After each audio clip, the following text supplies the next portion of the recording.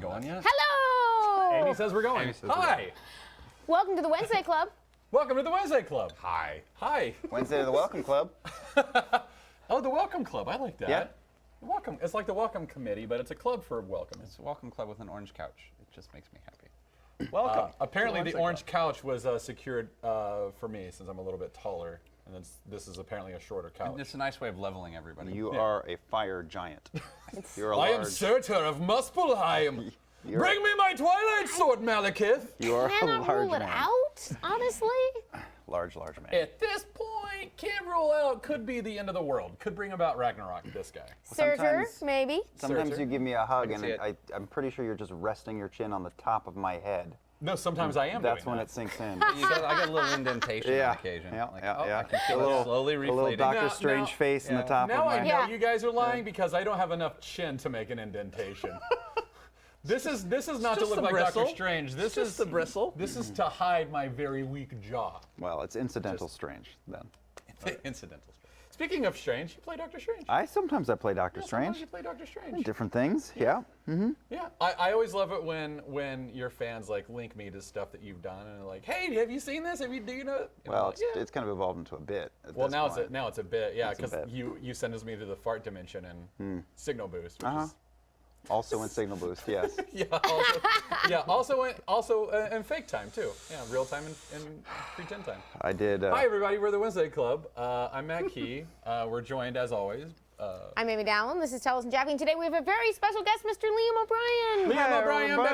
everybody. Hey, this table is so much bigger than it looks on screen. Really frightening, isn't it? Yeah. It's just like it's a Justice League table. It looks Yeah. like it should be a rotating bed top. It looks like someone was That would trying actually to, be like, more useful because I look at this and I'm like, but if you put like a bowl of M&Ms in the middle, no one would be able to get them. I feel like this is like a comically Yeah. large wheel of cheese to win some sort of world's record.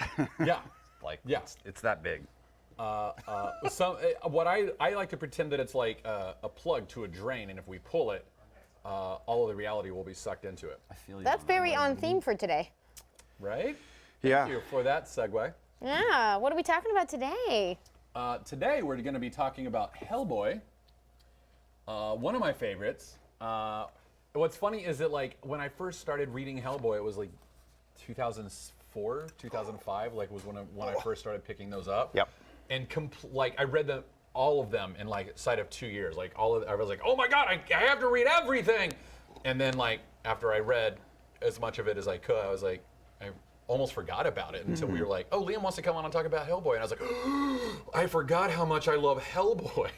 Yeah. Yeah. Well, he poops it out, only every so often. So Hellboy or Mignola? Mignola poop. Mike Yeah. Mignola, yeah. I don't know what Hellboy's daily is like. I don't want to know what Yeah. his dailies look like. So for shot. those of us who don't know, or Yeah. for those out there who don't know, what is Hellboy? Oh man. Before we do that, should Okay. we address the letters column and say hi to our fans real quick? Sure. Hi. Hi. Hold that question. Sure. You guys sent us a lot of suggestions for our letter column through your Discord, through our Twitter. Thank you for doing that. There are so many. We are stuck on which one we want to go with. So we're going to continue trying to figure that out. Give us some time, and we will let you know at some point in the future which name we've gone with. But thank you for all of those suggestions. Thank you so much. And before we jump into Hellboy, one more thing. Wesley Marshall on Twitter tweeted at us saying that there's perfect timing for Wednesday Club and Hellboy because there's a giant, 50% off sale 50% on off, Comixology? yep.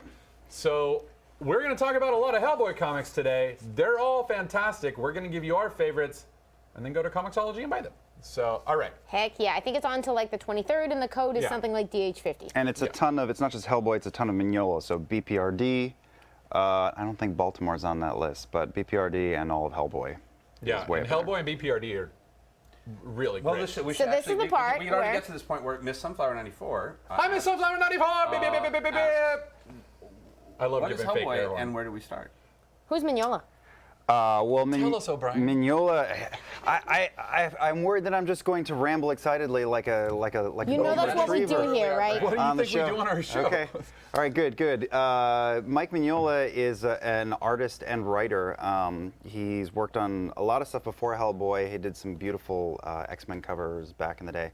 He did Rocket Raccoon. Sure did. He did Tribulations and Triumph. Triumph and Torment. Thank you. I always get the name wrong.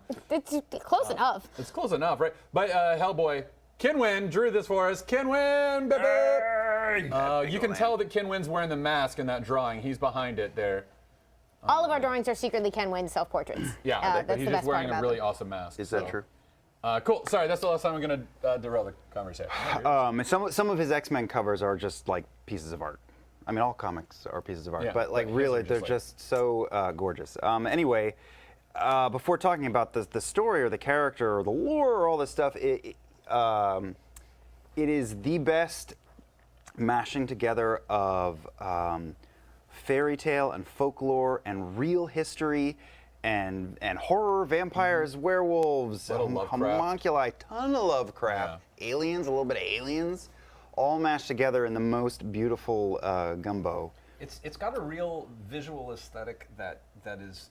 I've never seen a comics universe that has such a unified visual aesthetic. Where even if I didn't know what it was, you could turn to any page, and even if no characters that I recognized or knew were on the page, I would still know what Hellboy looked like. Yeah. To the point where when a guest artist steps in for a volume or a run, it's still great, but you always go, I need the I need those dark colors with splashes of Hellboy red in sharp. Which is hard credit lines. to colorist Dave Stewart, who's been a part of Yeah. the team for many, many years now. I think he's been nominated for an Eisner, I think, almost every year that the Eisners have existed.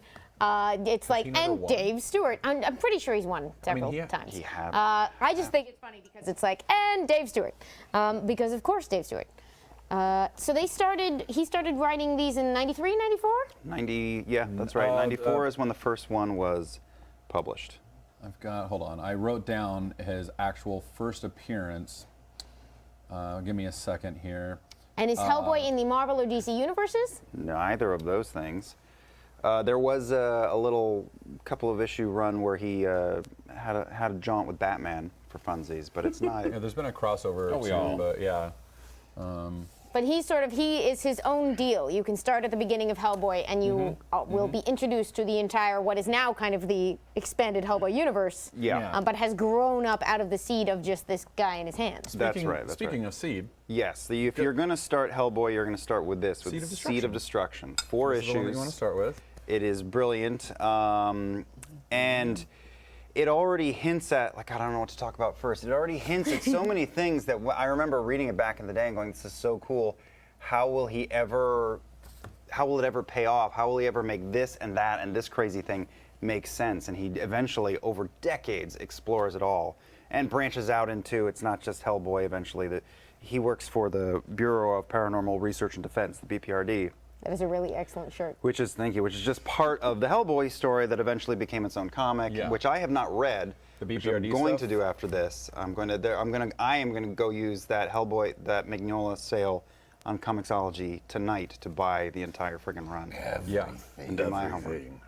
Yeah, these are some great stories too. We'll talk about these characters a little bit later on in the show, and we've discussed Hellboy a little bit more. And they've but- now, because he loves to do things in short runs, so there's now been series that, a couple of different ones each for characters like Lobster Johnson, for Abe Sapien, for The Visitor, for extending into like regular Baltimore. novels. Yeah, he's got also Yeah, Baltimore. if someone were to go out and try to get all of Hellboy right now, it's really somewhere between like 12 and 16-ish maybe volumes that are either full-on stories, or there are 2 or 3 of those are actually collections of shorter stories, and do not skip the shorter stories, because the greater story that he's telling of Hellboy is definitely expanded even in those shorter stories, and they're just so good. I mean, he's like what's great about what Mignola's done with Hellboy, from my perspective, is he'll do like a 4-page story in like a Dark Horse Presents. Dark And- Horse Presents is an anthology title where you'll have short pieces of a bunch of different books being published at that same publisher, Dark Horse, which is only a few years older than Hellboy. What I love is that, like, they were just some upstart, like, couple years in publisher, and they, like, brand new character from this Dark Horse thing, and now it's 25 years later, and it's just like, so good job Yeah. with that. Yeah. Oh my God. Remember the guy who brought you that really weird 4-part Rocket Raccoon series that really no one paid attention to? Well, now he's doing this devil character. I had 2 introductions to Hellboy, and I mean, and my my knowledge is light, but like I remember the two things that happened were Yuri Lowenthal handed me a comic book and a sticker, and like was like, this is important. It was the BPRD logo. It's like, this is important. You need this. And I was, that's odd. Okay. And then he did. There was the Batman, Hellboy. There was the Starman. Yeah, there it's was like Batman, Starman, and I was a Hellboy. big Starman nerd. I was really. There were a group James of us. Robinson, Starman? James Robinson, yeah, Starman, which was like the hipster superhero.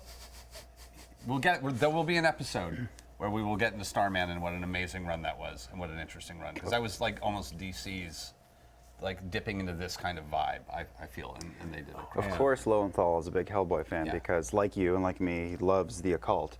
He's like me, also a big fan of Nazi punching, and there's a lot of There's a Nazi lot. punching. I in was Hellboy. actually really And that enjoying. very satisfying I amount was of. I was really enjoying the Indiana Jones-esque real, like there's something about World War II pulp if done just right. Where Yeah. It's just Yeah. And it's very, all can of hear this the is horn very section. inspired by the same pulp that inspired Indiana Jones. So there's a lot there, early on, you're like, yeah, this is very much like an occult version, even more occult version of Indiana Jones. And then it just takes off and then, leaves yeah. planet Earth. But it definitely has that vibe, especially at the beginning where I started from page 1 again a couple days ago. I've just been very distracted. Well, yeah, you've got a Got a busy week. you have a very busy week. Yeah, how are you guys doing? Everything real calm, right? Yeah. Well, I mean, everything's calm for It's all good. the two of us, more or less. Sure. I mean, but sure. you've got a game. I made bad calls. I'm paying for it. It's all good.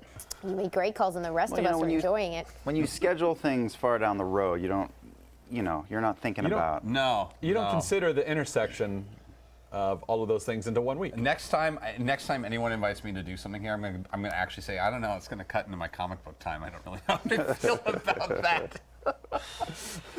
I got a lot of comic books to read. All right. Well, what do you say we start?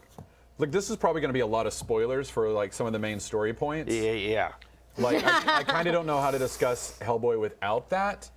Well, I've got a few things that are probably not too spoilery that we can talk about. A lot of people's introductions are going to be like the movie that came out. Yeah, they made a couple of movies. Right. And they made an animated series. And I Wait, they made an animated series? Yeah, I've only Yeah. seen one or two I of did them. I not don't know that. remember They're them okay. very well. they're not yeah. bad. It's a different vibe from the books, though. It's a little. Yeah. It's a little.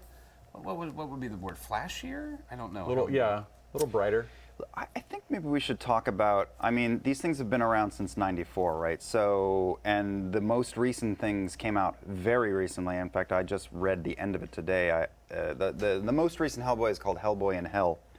And Which I thought I don't even have yet. I've got to go pick that up. It's some of the best. It's some of the best. And I didn't realize that it was 2 full volumes, and I actually just like re-binged everything that I had read and then read Hellboy in Hell and went, that's all of it, but didn't realize that there was just a little bit more, which I realized earlier today. So damn good.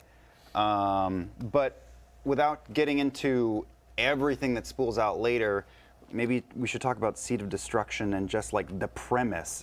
Yeah. Just the premise and the who is- promise who is of what's Hellboy? to Who's come. Hellboy in the BPRD and what's happening? Okay, so Hellboy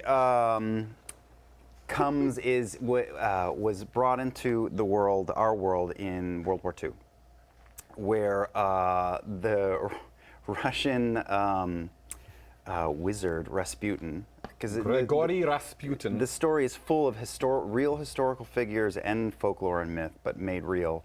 And so Rasputin, who was stabbed and thrown in a river and electrocuted and kicked in the nuts and all the things they did to him, didn't die, and he is in touch with, he's communing with these, he talks about something called the Ogru Jahad, which are these 7 massive dragons. When I say dragons, they're more like, they're Cthulhu. There we are. There we go, there's Rasputin. Rasputin. And when I say Fabulous. dragons, they're more like Cthulhu, Kraken-like tentacled beasts And they, living in like, space. deep cosmic. Yeah. But I love nowhere that close because to when Earth. he uses the word dragon, I imagine what he is conceptualizing Yeah. it as.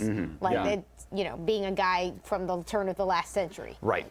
And there are 7 of them, and they're in these giant, like, stone or crystal rocks floating out there. And the story, as it progresses, sort of explains what all that is and what it means. But at this point, you just know that Rasputin is just trying to reach these 7 dragons out in the cosmos somewhere to clean slate the world. And his method of doing that is he's working with the Nazis. He doesn't think much of the Nazis, but he's going to use them for resources. They are tools to get what he wants. Right, and there are a couple that he's brought in close to them who are more followers of Rasputin and his vision than they are the Nazis. And he uses their technology and his magic, whatever you want to call it. There he is, doing it right there, to summon the means to unleash them. And it looks like he fails, like there's this huge electrical explosion and nothing happens where they are, and the Nazis there are like, you have fucked up, what have you done, where is our distraction? And he knows that he's done something, but they're too dumb to understand, and somewhere at a different location in Europe, a little baby red boy with a gigantic stone hand is just suddenly brought into the, you're right. And so the first 4 issues, you explore like what the hell, and so he grows up rapidly. So he doesn't spend 40 years to turn into this giant Ron Perlman motherfucker. he grows in like a year into a full-grown man, and but he doesn't know who he is, and he obviously is like this half demonic thing. But what is he? And he was raised by an American, this guy in the BPRD, this American scientist or scholar, Broomholm. Right? Dr. Broomholm. Yeah, it looks like Brutenholm, but it's Broomholm, and is raised to be a good boy, good American, like FBI, CIA type, feeling agent. I have to throw a plug in for you get a couple of childhood stories, even as far as I am, and they're the most charming thing in the universe. That's what I was just now looking for. This is one of my. I forgot to pull. Well, see, I'm so torn on this because, like, I don't want to show people, but I do want them to know it's coming, but I don't want them to know it's coming, but they definitely need to get there and read it because it's so good. There's a breakfast-related short that is very endearing and all good Hellboy fans know about. It's the best. Aren't you? You're delving for it. I'm delving hard, but I can't remember which one. We also, this is apparently a very random sampling that we have out here today. So Yes. It may not be in here. So Rasputin tries to get this kid, and so like years later they cross paths, and things didn't go exactly the way Rasputin thought they would in the beginning. But he's still got his 3 like faithful Nazis, and he's looking for other ways to pull Hellboy to him and get the hand. The hand is the key to unleashing the apocalypse, basically. And then he spends the next 30 years exploring that and different factions and people and gods and creatures trying to get the goddamn hand. And meanwhile, Hellboy hand kind of gets a day job. Yeah. But his day job is being a paranormal excuse me, expert. I hear you have a monster. Yeah. So he goes around fighting mythological legends, but he's just like, fucking pig monster, punch me in the face, god damn it. I always, some of my favorite stuff about these comics is like, sort of like, I don't know if it's gallows humor, but it's similar to gallows humor. Yeah. Where it'll be like, the King Vold short, where he's like, he gets sent to Professor Broomholm, is like, hey, go help my friend out. He goes to Scotland or whatever, and he's standing on a mountain. He's like, so what are we doing? He's like, King Vold always comes through here. He's a ghost of the sky. Like he's a giant, and he's headless. He was decapitated in life, and I want to talk to him. And he's like, I'm gonna have to fight this guy, aren't you? He's like, no, it's cool. We're just gonna talk. And he's like, yeah, it never goes that. I'm gonna have to fight this guy. And sure enough, he ends up having to fight. Yeah, it's great. Part of the charm of the comic is that everybody around him, there are learned professors and deities and demons and spirits, and they're all speaking really like they're speaking in prose and just waxing poetic around him. I realize on like my 3rd binge through the entire series that one of the most frequent things that Hellboy says is someone will say, "And I will take your blood and bathe the steps with it," and he just says, "Nice." Says it all the time. Yep. My favorite panel from the early stuff that I thought was sort of a beautiful representation of Hellboy is when he's in the middle of a fight with a terrifying goddess entity who is going on and on. I wasn't sure if that was, I guess it's not a spoiler. Who is going on and on about accept the truth of your existence or be destroyed. You cannot escape your destiny. And Hellboy, falling out of frame, just goes, gonna try. Gonna try. Yep. And just to throw this panel, the motion in this panel, the instability. There's this wonderful line early on in Hellboy where he talks about how he spends a whole lot of his life off of his 2 feet because he's flying through the air or falling off of something. And it's just this great sense of like, he's such a solid presence, but he's always falling from one thing to the other, and he's just used to that. That's just situation normal to him. And if you want to go super comic booky and talk about it, like no one ever really talks about what his abilities or his powers are, but he's got to be like Wolverine. He gets knocked around and smashed into things. Yeah. Things are broken over his head constantly, and he just keeps getting up. Yeah. He like heals fast. You never see him hurt. Like the only time I've ever seen him hurt was I think in Wake the Devil after he blows something up and he ends up kind of passed out and has like this weird vision and then wakes up and he's like completely fine and covered in dust and he's like, what's going on? Yeah. Like, is everything okay? How did that shake out? Yeah. Yeah. Spoilers. He's from hell, so. Yes, he lasts a lot. But I think that's actually a really good thing to point out. He is constantly falling and getting back up. Like, I think that's a major core component of the character is that he's running away from his destiny too. Like his destiny is you're gonna destroy the world. You've got this right hand of doom, and this is intended to like its very purpose is to bring about the destruction of the world and humanity. In the very and burn it first to comic ash. books, in Seed of Destruction, even though he doesn't know what it is, even though we as an audience don't know why or what the hell it is, everyone is saying you're an agent of destruction. Embrace it. And he's like, no, I'm not. I What if wasn't I raised to don't? be that. Yeah. Yeah. Nah. And then you get that wonderful. There's a comic book called Pancakes. We're just gonna leave it at Oh that. yeah, no. It's 2 pages. Settle. So it's 2 pages. I love it. Just Yeah. pancakes. I'm gonna look for. Can I see your number 2 there? Of course. I'm trying to find Peter this is- Grussel's intro Yeah. because Yeah, a lot of our chat that we're who's talking intro? about have mostly have some connection to the first movie and are curious how much of a good reflection of the books that first movie is. And I feel like I don't remember the first movie very well. Was that Rasputin or who was the main bad guy in the first movie? Rasputin's, I believe so. I mean, I watched it. I'm going to be honest. I did not love the film. It's a good film.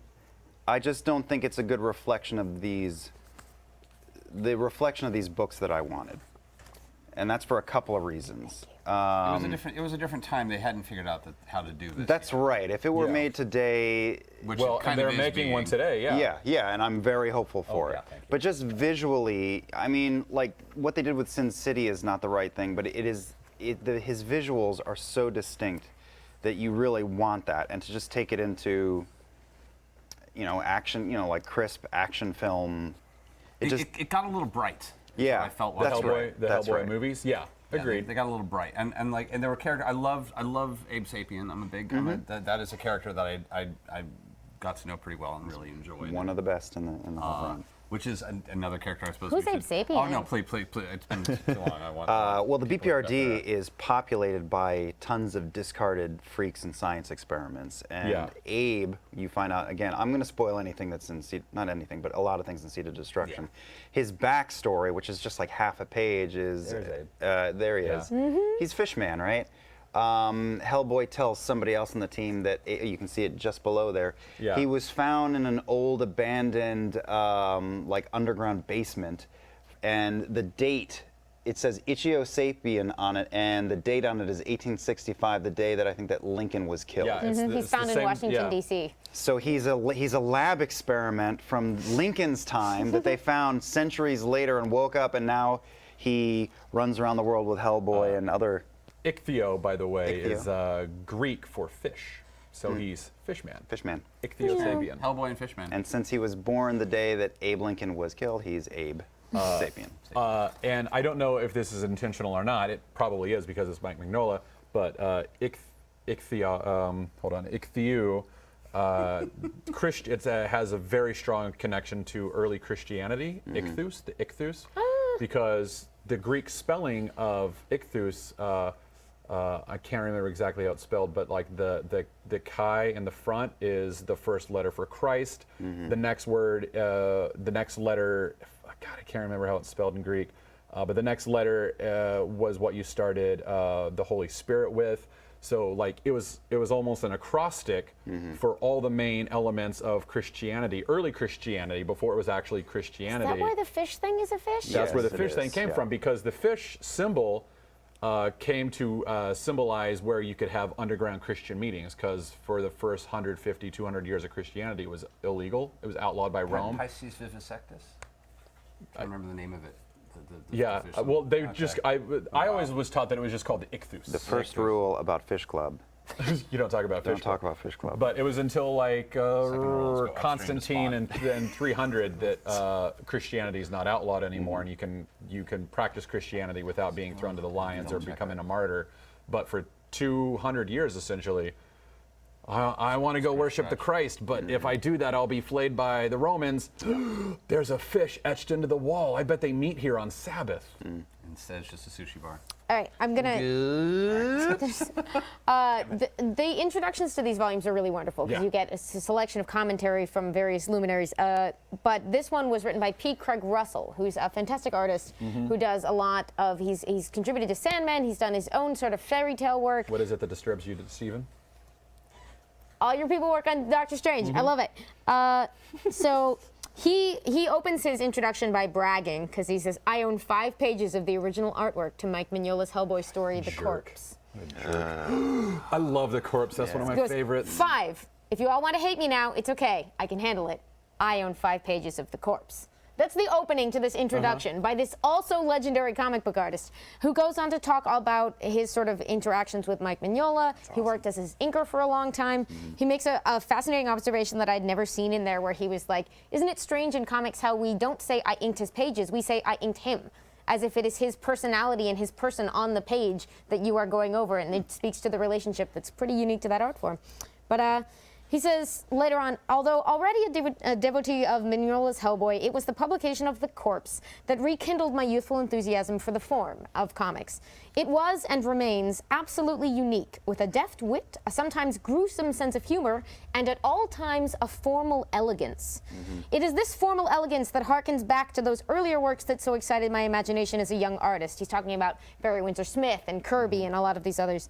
It is not just in Mike's drawing that I take such pleasure, but in all the disparate elements that make simple drawing fit into the larger context of graphic storytelling.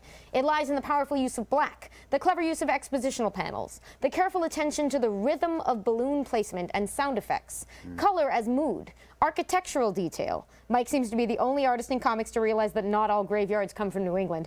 And I love like artists on other artists where they're like, we noticed. Yeah. And most importantly, the plasticity of his layouts, the way he arranges a page. His panel arrangements seem to breathe, their size and proportion one to the other in quick and elastic response to the needs of the story. It is a sensual pleasure to read these stories. And then he talks a little bit more about reading, and he closes with, I have 5 pages of original art from The Corpse. Did I mention that? Yeah, he's a jerk. He's a jerk. But he nails it. He nails it. Yeah, Alan Moore wrote an introduction, I believe, to the second book. I can't remember, but he says, "Hellboy is a gem." Alan Moore, Watchmen. Alan Moore. Alan Moore never says Alan Moore is a gem, to be Yeah, fair. Alan Moore says of Hellboy and Mike Mignola, there it is. Hellboy is a gem, one of considerable size and a surprising luster. While it is obviously a gem that has been mined from that immeasurably rich seam first excavated by the late Jack Kirby, it is in the skillful cutting and setting of the stone that we can see Mignola's sharp contemporary sensibilities at work. To label Hellboy as a retro work would be to drastically misunderstand it. This is a clear and modern voice, not merely some ventriloquial seance echo from beyond the grave. I've never heard ventriloquial used as an adjective. Me either. Beautiful. My history as a comic book reader is like 12, 13 is when I started. And all through high school, and I collected about 3 long boxes worth of comic books. I started reading comic books because of fucking Dungeons and Dragons. Yay! Yeah. I collected Do you like play? I want to dabble. We could find some people. But I got the Dragonlance comic books and the Forgotten Realm comic books. I was just looking for more Dragonlance material because I was so obsessed. And then it led into more comic books, and Jim Lee X-Men, Death, Bachelot, Sandman, but Hellboy just grabbed me, and I stopped reading everything else. I went off to acting school. I was going to be a serious theater actor, and I didn't have time for superheroes and spandex anymore. But I always kept with Hellboy, my whole life. And then I think because of my constant proximity to Taliesin Jaffe, I started reading comic books heavily again a couple of years ago. And now I'm going back and reading all the greats that people have told me about for ages. And I'm buying comic books faster than I can read them. But I will say, in my opinion, that there is no more beautiful comic book page than Mignola's Hellboy.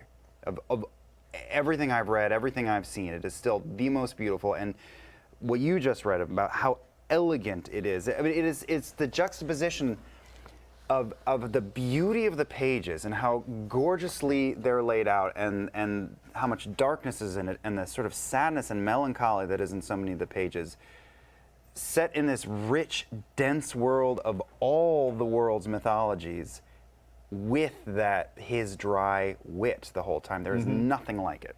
Yeah. I mean, and what's so funny about the Hellboy stuff, I completely agree with you. Like, Mignola draws incredibly beautiful pages, but it's such simple line work. He makes it look easy. Like, he makes it look easy, but it's just Yeah. like, there's I such... go back to that Liz page. Look at how beautiful. Yeah. Look like, at it's such how a beautiful. strange Look simplicity. at the story told in that Yeah, picture. okay. Where do we go? Here? We go Yeah, here? yeah. See the yellow Look at nail. how amazing this picture of Rasputin is down here. Oh. Amazing. And look at the sadness and the Like, there's like a sadness and just an elegance the to grace it, you know? in that picture. She's a pyrotechnic. Is that the right word? That's not- Pyrokinetic. Pyrokinetic. Thank you. So that's why there's flames coming out of her head. There's just nothing else like it. Comic book artists they are the scene designer, they are the director, they are also the actors. So to be able to lay out your circumstances that well, and also have so much emotion in each page is just incredible.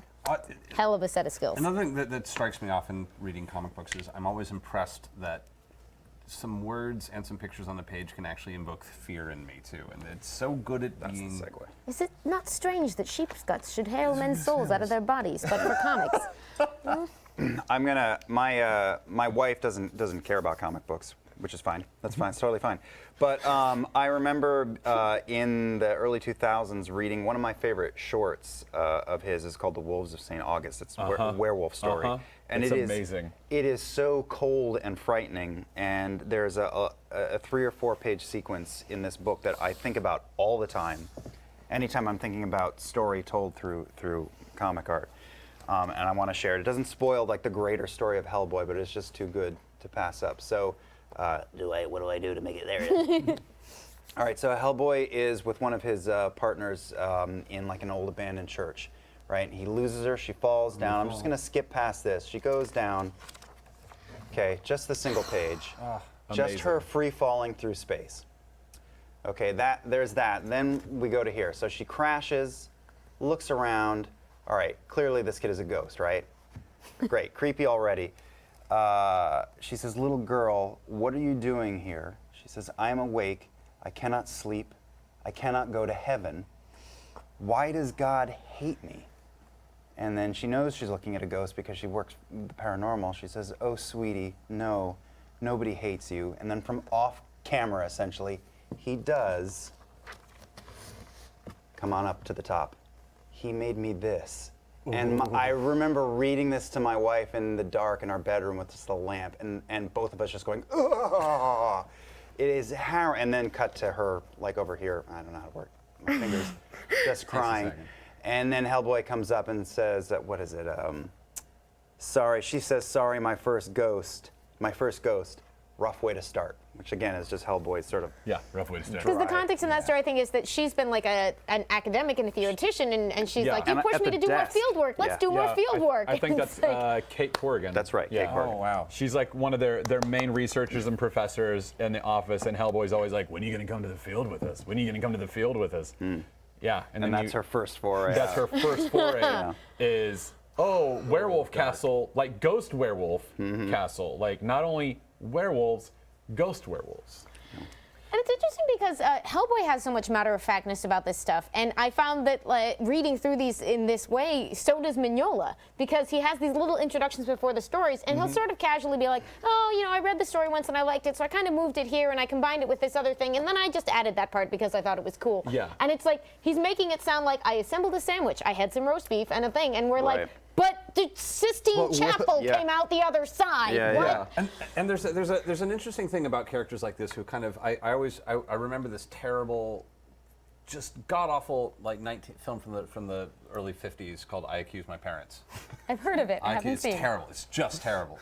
But there's like the guy who works at the diner. The kindly man in his 50s, the portly man in his 50s who works in the diner is very, you're doing all right, kid. You need a sandwich. What do you need? There's this sort of serene. There's this version of like an older serene man who's just kind of kind and helpful and got his shit together and is a little gruff but kind of like a friendly gruff that shows up in a lot of these books. I've noticed that it's a character archetype that shows up in a lot of cosmic horror books. Robot Man from Doom Patrol. You know what? This really reminded me of that. Reminds me of Robot Man so much. Is that there's that similar character of, I'm just a guy living in a robot body, one day at a time. I put my legs on one day at a time, like every other robot. And Hellboy's got a little bit of that. It's just, I put my glove on one glove at a time and stop there. Yeah. So, like, speaking of the introductions, salt of the earth. Yeah, well, and somebody compared it to, I was talking to Rick earlier before the show, and there's sort of, it's something it shares in common with something like Ghostbusters, where you combine the crazy fantastic with the sort of blue collar, here's the number to call, you got a ghost problem, we got someone we can send. it's actually a really good call. There's a something bit of about that just, archetype. like, a little There's something darker. about that archetype of somebody who's they're not, they should be in over their head, but they've just sort of decided that they're not. Yeah. So you mentioned the intros that he has. So a lot of these, the trade paperbacks, which is going to be the easiest way to read Hellboy. Or the beautiful library edition hardcovers, if you can find them. Yeah. They've got these fuzzy black covers, and they're printed at a large size, and they're Several people very in the office beautiful. have them and chose not to bring them because they didn't want us putting Chris Lockey. dirty fingers on Oh, them. I mean, Chris I Lockey. failed. I have them as well, and I meant to bring them today, and I it's- just life We got would have ruined them. past me. Okay. Yeah. It's So, for the best. like, Seed You of can see what we're doing with Destruction, these. which is the first volume, that was, I believe, a 4 to 6 issue miniseries, right? Like Four you could, issues, yeah. 4 issues, and you could buy it on the rack and stuff like that. But then you have stuff like the Dark Horse Presents and stuff, where you get the shorter stories. And in the Chain Coffin, which is volume 3, the very first one is called The Corpse, and I just wanted to read his introduction because Mike Mignola writes introductions to the stories. You see there. So I want to read The Corpse because this is one of my favorite all-time Hellboy stories, is The Corpse. About 15 years ago, I discovered an Irish folk tale called Tiago Cain and the Corpse. I think I'm pronouncing that correctly. Probably not. And I decided right then and there that one day I would adapt it for comics. Well, that sort of happened. In 1995, someone at Dark Horse approached me with the idea of doing a Hellboy story which would appear in Capital City's Advanced Comics catalog in 2-page installments. Brief time out here. Remember our episode about the distribution wars? This is in the time before Diamond was a monopoly. Capital was one of the other distributors. And this is just one of those weird, like, industry things. Something as strange as how do shops buy their comics and how do those companies compete for attention could give rise to something like an entire newsletter where they would try to spice it up with some kind of cool content. And somebody would be like, get the Dark Horse guy to do one of his Red Guy stories. And if you weren't already in love with Amy, now you are. Advanced catalog in 2-page installments. 2 pages? How the hell do you do that? The challenge was to come up with a story where some new strange thing would happen every 2 pages. I dug out Tiago Cain, thinking of 3 different churchyard incidents, added bits and pieces from other English and Irish folk tales, the Changeling, the Bouncing Jock, Ginny Greenteeth, etc. And there you go. Several There you people, go. yeah, there you go. Wow. Several people I respect and admire consider this to be the best Hellboy story I've done. See Craig Russell's introduction. I guess I would agree, but when I first did The Corpse, I was convinced that it was the all-time worst story I had ever done. I don't remember why. Oh well. Artists! So the story of The Corpse. I'm gonna not ruin anything, but the basic story is a poor family in 1959.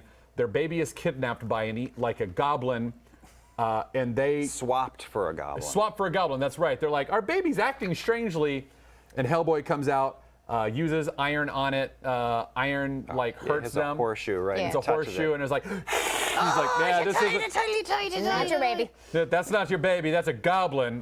Don't worry, I'll take care of it. Goblin Goblin Republic. elf? Yeah, goblin elf. Do they let's identify see. what are changelings? It's a changeling of some sort. I don't know that they ever actually. I'm sure it's just one of the fairy folk. Yeah, It's There we It's a go. fairy That's folk. it. Fairy folks. Iron. Of So course. he goes out to figure out a book over there. where this baby has gone because the goblin runs away, and he makes a deal with 3 or 4 other goblins who are carrying a corpse with them to bury it. And he says, "All right, look, I'll bury your corpse for you if you'll tell me where this baby is." And they're like, "All right, there's 4 places you can go to where you can bury this corpse." And the corpse is excited to jump on to Hellboy. It's like, "Oh boy!" And it latches onto Hellboy, and Hellboy has to go bury this corpse. And Just holding around his neck, talking to him the whole time. yeah, Well, the and whole it's- time, and it's sort of Hellboy this hates it. Sweet little dilemma where they're kind of like, look, we liked this guy, but we can't bury him. We're goblins. We we can't can't go in a interchurch church. yards, yeah. So if you can do us a solid, we'll do you. It's very much like we can make a deal here. Yeah. The rules won't be fair, but we'll stick to them. Yeah, we'll stick to the rules, and we'll bury, and you'll help us bury this guy. He's a friend of ours. I can't remember what his name was. Oh, Tammy, I believe it was Tammy O'Clany from Killarney was his name. And then Hellboy basically turns into a door-to-door salesman, trying to say, can I put my corpse in here? No. What about here? No. What about here? No, but each no is kind of delivered in a different way. Yeah. A different kind of terrifying no. No. Until the very end when he's attacked by something and has to figure it out. But it's honestly one of the best. It's one of my favorite Hellboy stories, and it's in volume 3. And fun fact, the baby that he does save comes back in a big way later. Oh, I'm excited. Yeah. Does he really? I haven't gotten there yes, yet, I guess. she does. The baby does come back as an important character later, yeah. Which volume? Toward the end. Toward the end. There's So a that's lot. part of the fun is that since he's been around since 1944 Yeah. and he grows up fairly quickly, you get all these decades of sort of I was just enjoying, I'm only 4 volumes in I think at this point, but I'm just enjoying jumping around to be like, all right, about how old is he? What has he seen so far? Okay. And just sort of placing him because he can have different personas because you're looking at different parts of his life in all these standalone stories. Yeah, and there's a few instances where that baby, where you're like, well, that's the last time I'm going to see that baby, where you think it's just like a throwaway one-time monster or a person, and he brings them back in a huge way, and you can tell I can't tell, but I find myself wondering, is that the plan always, or do you just go, yeah, I like that baby, let's reincorporate? So our chief just texted me that Dark Horse is live tweeting our show. What? Hi, Dark Horse. Hi, Dark Horse. guys. Thanks for making great comics like Critical Yeah, Role. thank you. Oh. Thank you for all the Hellboy over the years, Dark Horse. Oh, that's awesome. Yeah, so your comic is at Dark Horse. Yes. Yeah. That's cool, Which right? I shit a brick once that was Isn't that solidified. I think crazy?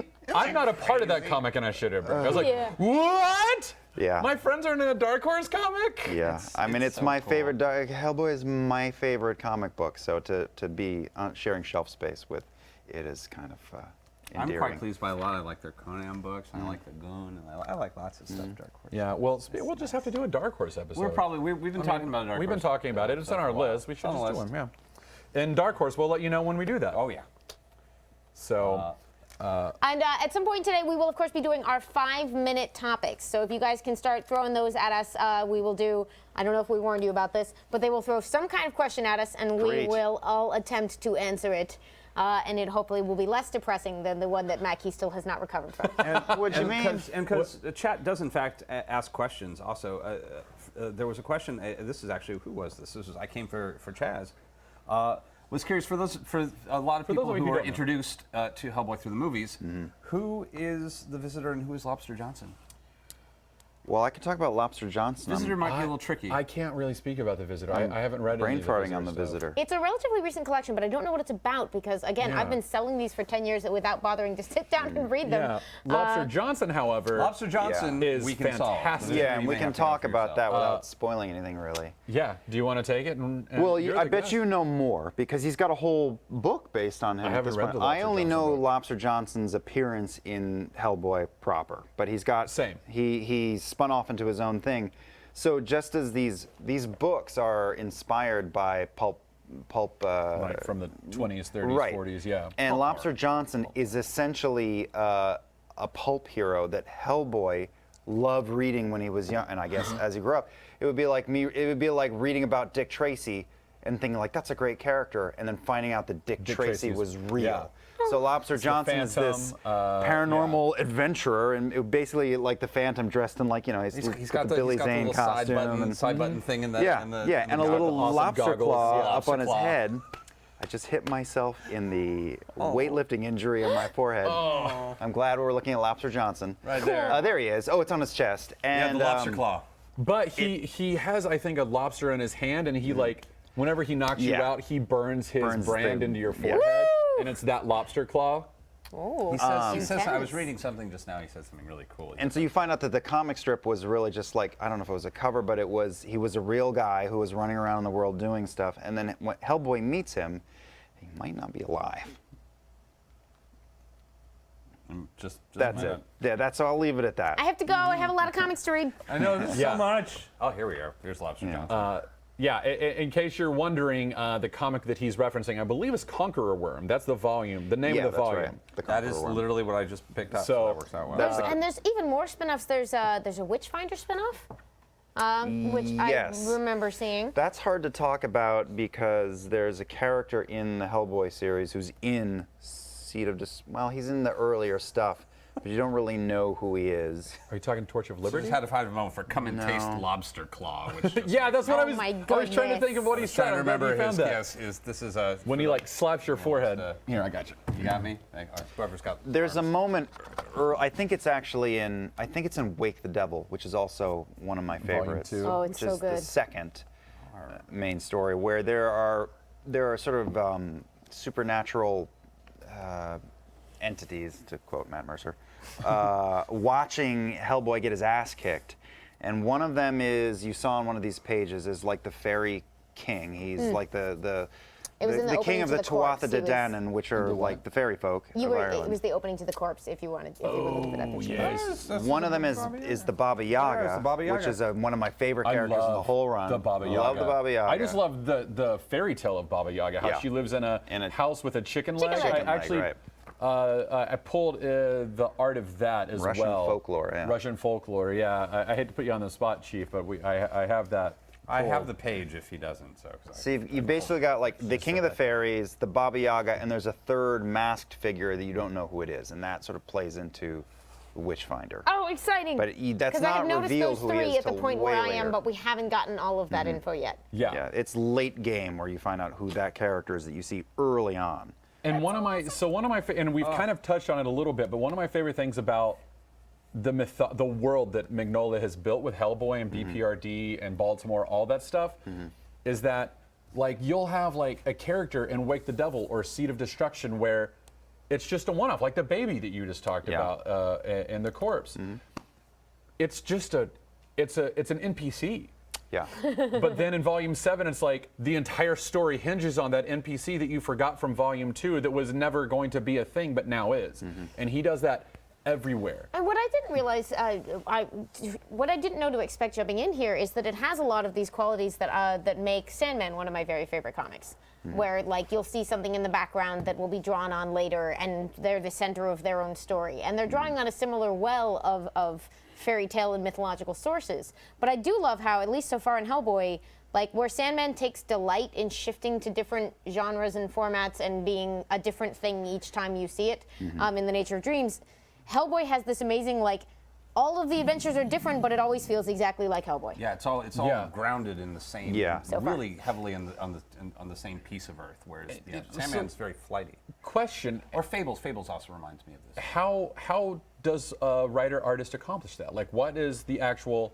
Is it through the artwork? Is it through the Artwork helps. Artwork helps. You know, is it? But like BPRD feels like it's very rooted in the same universe as well. But since we haven't mentioned it, he has. How long did he? How far did he get in Hellboy before he was having other people draw along, or has it mostly been? Oh, Like, it was a while. Duncan It was Fagredo quite a worked while. with him There's on this one- one, which is number 8. Not Wake the Devil. And Stranger BPRD Places, was no. collaborative basically from the start, I think. What are they called? I think the first time you start seeing other. Let me see. I had a couple of notes here. The Troll Witch and Others is one collected book. So you've got Seed of Destruction, which is the original 4, then Wake the Devil, which is a follow-up, amazing. The Chained Coffin, and there's the Chained Coffin and the Right Hand of Doom, which have very important story elements, but they're collections of shorter stories. Then you go to the Conqueror Worm, which is another long run. Then you go to Strange Places, which is collections again. Hellboy heads off to Africa. That's as far as I've gotten. Right, but it's still all Mignola. I think the Troll Witch and Others is the first time you start seeing guest artists come in on Hellboy. Yeah, certainly on BPRD. I don't know that he's actually drawn any of those stories. No, I think he those does are covers and that's it. Yeah, but like I think those are all drawn and even written by other people. Like he just kind of edits and oversees. Right. I think he is writer or co-writer, I think, of nearly all of it. Some of the novels, I believe, have been fully other folks working with him.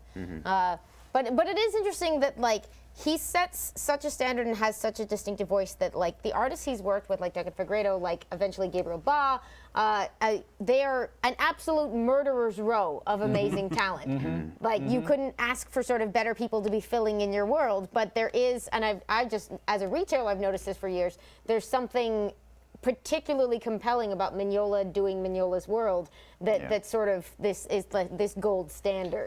There's nothing else like it, so it's just hitting on all cylinders when you're getting him doing the art on top of the writing. Yeah. And the magic trick that he's pulling off that we were talking about a couple of minutes ago is just he's pulling from all over the world. He's doing ancient Sumeria and Russia and Well, and then he's he got like visits ancient Japan. Japanese. Visits folklore. Japan. It's everything, but he makes it feel like this cohesive whole. And then he's splicing in, like 1800s England and Hellboy in Hell, which is where it is right now. I mean, like it's in the title, he's in hell. Just it is such a wild Capital ride. city of hell is Pandemonium, right? Pandemonium, yeah. I just want to go read it again. I really need to go pick. I meant to stop by your shop today and pick it up, but We can't keep that book in stock to save our lives. oh, well, We that's a just need good. to That's a start good problem ordering to it have. by the box. Yeah. So but I love it. let's talk about BPRD and some of his allies. What do you think? Go for it. Sure. You've got to lead that discussion. All right, so we've covered Abe Sapien a little bit. Just a little. Yeah. He has his own ongoing. Is it an ongoing comic now, or Most of these comics are in short runs, even if Yeah. they do several in succession. BPRD is no. the closest to having a second, like, long running. Oh, I'm fine. it's just water? Let's just water. it's very Abe Sapien appropriate. Yeah, that's actually perfect timing for an Abe Sapien conversation to spill water on yourself. Aethio Sapien. Now I'm just distracted by And then the I Yeah, just, I was yeah, like, it's you easy to ended get up like you were distracted with going all of somewhere. these. Yeah. I was just showing off this first volume of Abe Sapien, which is mostly, this one is Mike Mignola writing and Jason Sean Alexander drawing. So I and don't it's want to his give first away solo adventure. any of his so for like 10, 15 years, we don't know anything about Abe Sapien. But then they finally started getting into his actual backstory, who he actually is, where he actually comes from, and how he started off. And I believe it's in those Abe Sapien books. I feel like maybe in the third volume of BPRD, I forgot to write that down, the volume name, but I think the third volume with like the that's the drowning. There was another story. God, I forgot to write it down. It's killing me that I did that. But the third volume, they start to get into his actual backstory, and it is amazing. Sold. It is amazing. It is Civil War era, secret society, occult goodness, and it's awesome. And I was upset when I read it today. I was like, how have I missed reading this story? I will read it tonight. I love books that make you angry that they hadn't been in your lives already. Yeah, and like when I was getting ready for the show last night, I meant to text you guys, but I got so caught up. I was like, I forgot how much I love this book because the mythology is so rich and like it's so like there's so much like cosmic goodness, but like also grounded humanity, and there's so much dense philosophical like. I feel like there's very much a pessimistic run through it where Hellboy is fated to destroy humanity and he doesn't want to do that. And Liz Sherman is fated to be this pyrokinetic Yeah, Liz and she has doesn't some want rough, to. Yeah. I love that. That was an interesting thing encountering the story for the first time. I had met the version of the character in the movies, Yeah. but I wasn't really familiar. And I liked very much how, especially in the early Hellboy stories, they don't spend a lot of time with her, but you very quickly get a window into her experience. There's that wonderful note about, she's just come back to rejoin, and then she sort of explains to the new kid that she has quit 13 times since she joined the BPRD. Because She's just always quitting. Yeah. Yeah. And it's, she's a fascinating character, and one where they're not afraid, at least where I am, they're not afraid to do the darkness, but it also doesn't seem like they're being edgy for edgy's sake. They're just like, here is the serious shit that happened to this person. Yeah. No, I would never use the word edgy for these books at all. They're melancholy a lot, but the more the gallows humor defines it, I think. Yeah, I feel like these are like in trying to think of like the actual tone of these books, it's like every single book is like a cemetery at 3 a.m. Where you're just like, I'm in a graveyard, like a Victorian, like an ancient They're Northeastern. somber when they're necessary. somber, they're And sometimes morbid, the things that he's punching in the face are edgy. But Yeah. we're with him and he's not. and he's not edgy. He's like he's over it. He's very much over. He's like, oh god, it's another monster to fight. Which of these All right. goddamn I'd go so charms far is as the one that's going to help me? Because I was also, and the chat was doing this to me, having that meditation on the notion of the blue collar occultist versus Yeah. the notion of a white collar occultist, which would be Doctor Strange. Which would be Doctor Strange. Yeah. Is very much Right. is Ivory the Tower notion Dr. Broom. is that the bonus that you get with that more street smart rough and tumble occultist is that when it gets edgy, it's such a good foil to like, oh my god, shut up. Yeah. It is such a nice way of taking the stuffing out of Yeah. the more pompous aspects of this kind of storytelling that can get. I mean, Doctor Strange at his worst can be a very pompous book. Yeah, very. Could we just have a moment of silence to think about a Hellboy, Doctor Strange? Why has that not happened? Why has that not happened? Dark Horse, you're watching our show right now. Do that. Oh, they probably know exactly why that hasn't happened. You know. I totally understand if you can't tell So us. good, it would be so good. But can you like just tell us? We want to know. Like that should actually happen. That would be a great. I mean, like. Oh, Dr. Fate meets Hellboy meets Doctor Strange. Well, there was also the talk of like the difference between John Constantine and I will always pronounce that way. I don't care what anybody. It's okay. And That's actually and- right. I just can't No. do it right. So Constantine it is. Okay, I'll never mock anyone for any other pronunciation. They're both right. Jeff. Jiff. Yeah. Sometimes the right answer is wrong. I don't think you pronounce John Jiff. I think it's Choosy John. I don't DMs think it's choose Jiff Jiff. Constantine.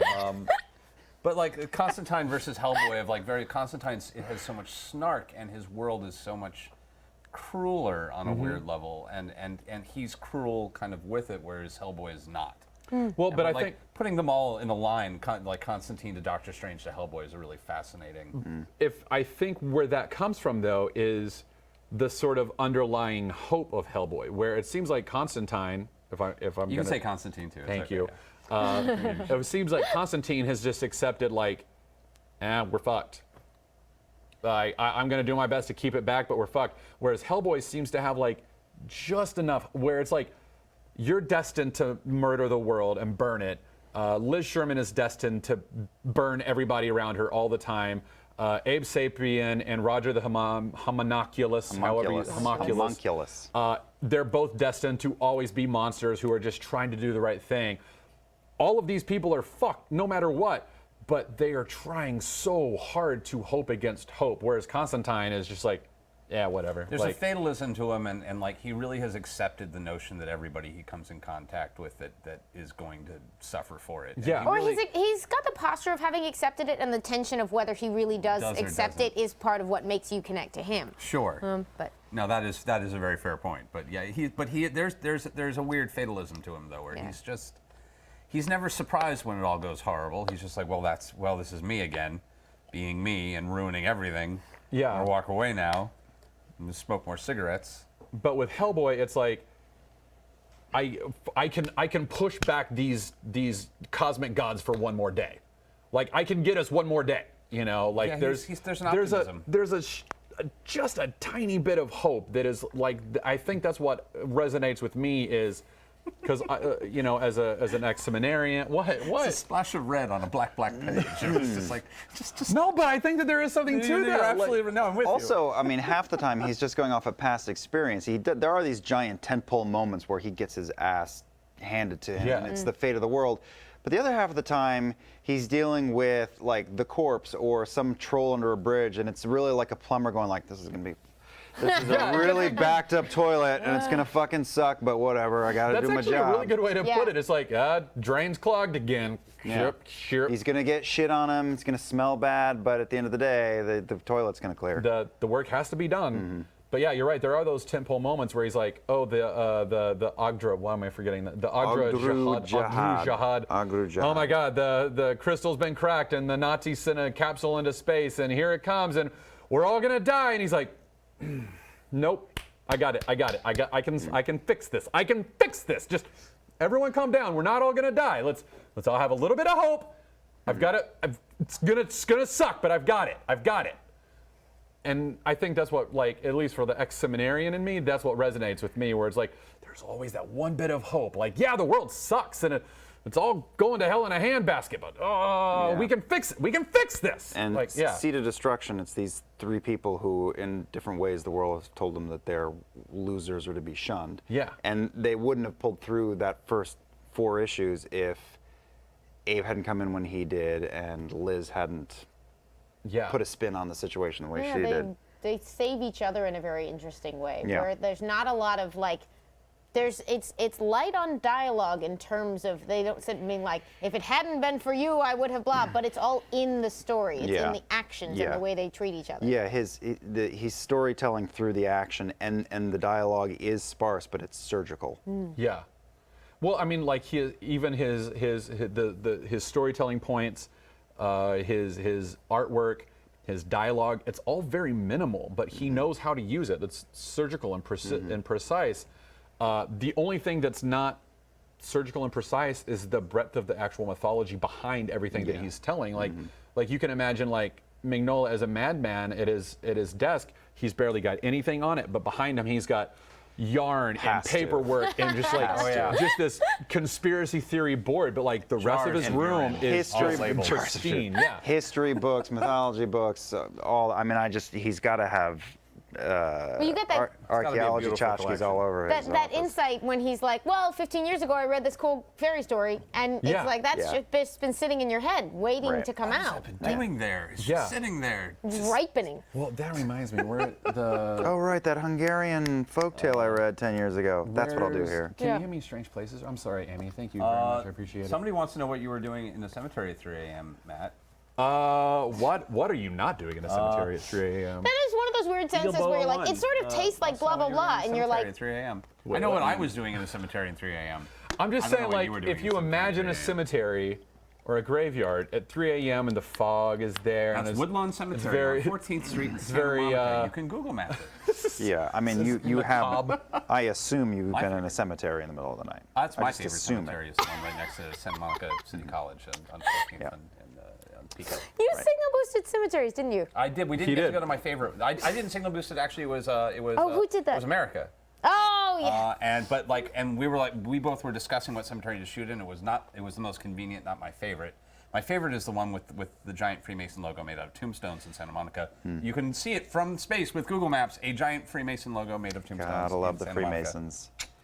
Good time. Really? Weird side note, I've been Hi, listening Freemasons. to I have some War and great Peace stories for some about that, reason, but and there's a that's for whole another show. thing about Freemasons in it, and it was just like, this is a very strange, like, I was not expecting this 1860s Russian novel. Yeah. Hey. You took a weird left turn. I'm Right. always waiting for the Oddfellows to get up to something really exciting. Like the Oddfellows don't get nearly enough love in any of these books. Who are the Oddfellows? The Oddfellows were another secret society that was kind of made as a sort of a joke on secret societies. Okay. And God, they had like a whole series. I might be getting some of this cross, and I apologize. But they were I think they're the ones in the fezzes and the tiny cars. Shriners? Shriners? They were Shriners, Shriners? but they were Oddfellows were like another break off of the Shriners. They were Okay. like, I gotta look it up, but like they were started the like we're gonna do weird stuff and everyone's gonna be cool. So you just like it because they're essentially a Dada secret society? Yes. Okay. Oh my God. You can't be a secret just nailed society it. if you don't have a city under an airport, though. I mean, that's the bare minimum needed. I don't know how they deal with that. I live a block from an airport. It's really distracting. Oh, and Matt Colville's in the chat. Hey, Matt. What? Hey, Matt. Wow, we just have a great Guys, episode tonight. Wow, now I'm just talking about the please someone double. Matt Colville, come talk to us about comics. It's not secret. Yeah, Writer no, of the Oddfellows Critical is Role great. comic book.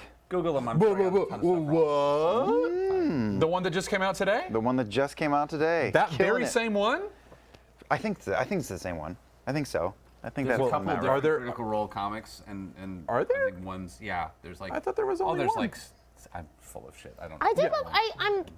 Okay, I'm gonna briefly bring derail us- us. bring us- All right. But it must be an interesting experience, and I don't want to put you on the spot because he is in chat right now. Okay. But how weird is it to have somebody else speaking words that come from someone you made up? It felt like he really nailed It's it. really weird because he really nailed it.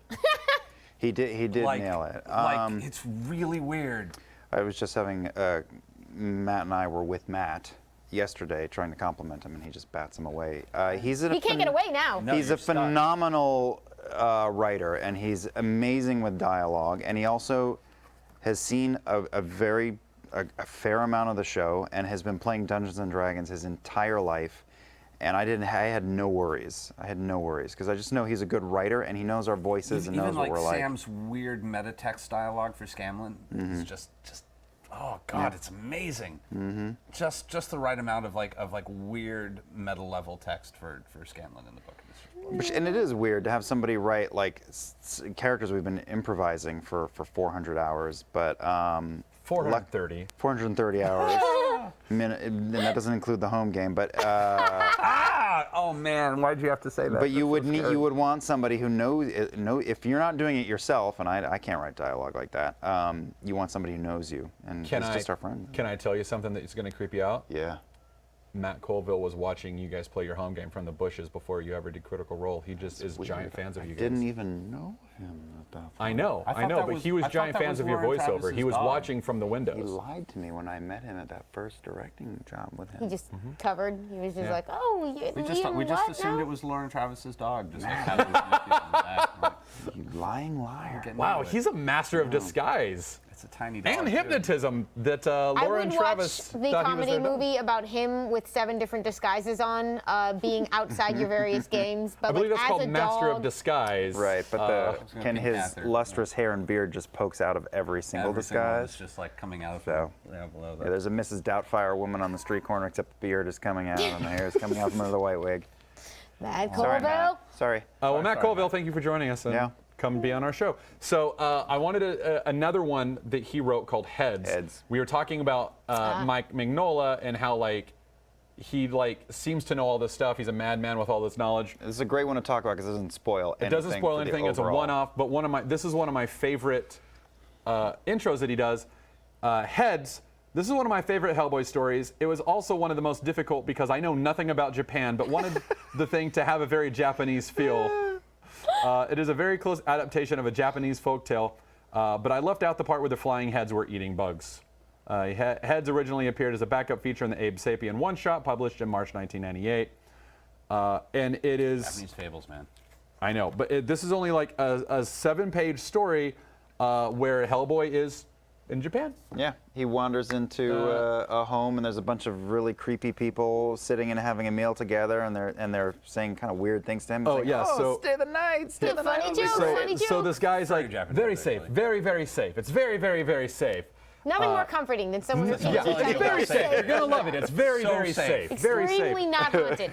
It's like an alien wearing a human disguise going, hello, fellow humans. Yeah. I am a human too. Do you like skin? I love About my skin. tax deduction. Ah. Where can I get a hamburger? So he says, this Japanese man walks Hellboy into the parlor where everyone else is sitting. He says, Mr. Liu tells very funny stories. Maybe you know this one. A farmer met a ghost woman, and she gave him a golden box, but said, you must never open this. He took it home and hid it from his wife, but one day she found it and looked inside. It was full of gouged out human eyes, and at that moment, the farmer dropped dead in his field. The wife went mad and lived the rest of her days like an animal. The end. And then everyone else laughs. And Hellboy goes, wow, that is a funny story. You know, I just realized I'm awfully tired. I'm gonna go. And then the man walks him to his room and goes, here's a special room for you. Good and safe, very comfortable. Very safe, very safe. And then at the end of that page, you see Hellboy reach into his waistcoat and pull out a pistol, and he goes, yeah, I bet it is. He knows what's up. Because he knows what he's getting into. Yeah.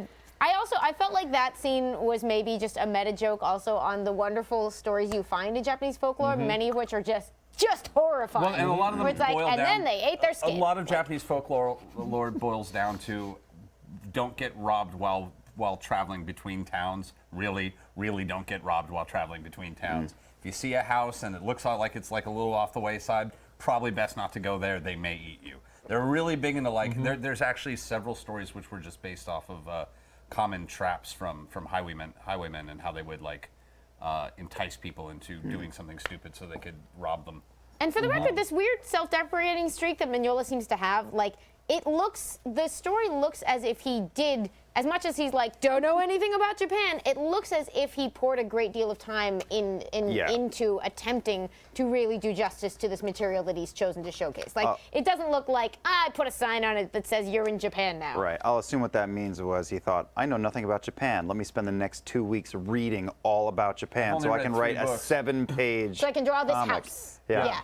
I got an honorary PhD in Japanese studies, so I could do a 7-page backstory in Abe Sapien that will end up in a volume of my book. I can say that one of this is like the weird piece of trivia in my head, is one of the first Western books written on Japanese folklore and occultism was written by a man named Percival Lowell, who, if that name sounds familiar to you, was also designed a telescope and was one of the people who was convinced that there were canals on Mars because his telescope was faulty.